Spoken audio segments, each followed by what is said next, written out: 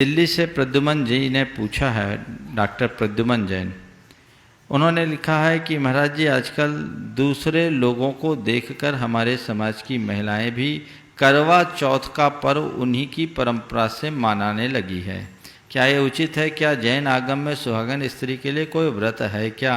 कृपया मार्गदर्शन दें।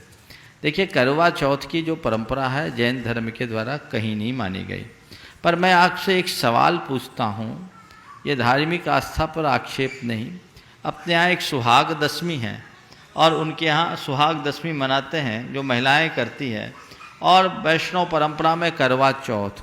मुझे बताओ, क्या ऐसी कोई स्त्री है जिसने करवा चौथ व्रत किया और उसका पति अमर बना रहा? किसी का सौभाग्य अमर है? कई ऐसे हैं जो करवा चौथ किए उसके बाद भी पति तो चला ही गया।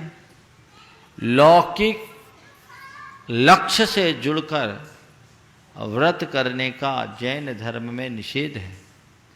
परमार्थ दृष्टि से भर करके ही आप व्रत करो।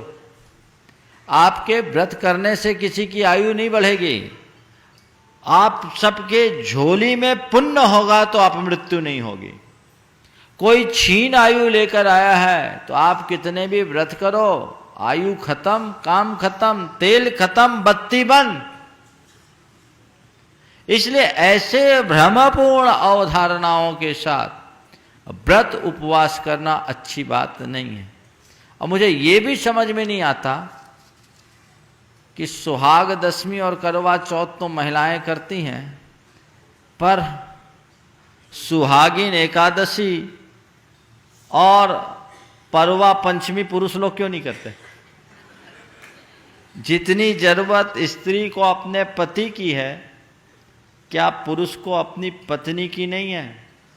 मेरा अनुभव तो ये बताता है कि पति के वियोग को स्त्री तो फिर भी झेल लेती अबला होने के बाद भी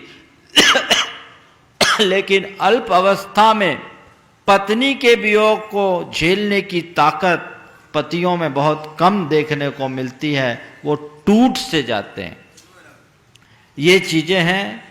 इसलिए धर्म दृष्टि से जो भी व्रत उपवास करो, कर्म निर्जरा, पुण्य संचय के लिए करो। ये सब व्रत आदि की जो परंपरा बढ़ाई गई वो इसलिए बढ़ाई गई कि कम से कम जैन धर्म से लोग जुड़े रहे और इधर उधर भटके नहीं। संसार के सारे संयोग वियोग कर्मों के अधीन है, कर्म के अनुसार ही होते हैं। इसलिए इनमें ज़्यादा सोचना और उलझना उचित नहीं है।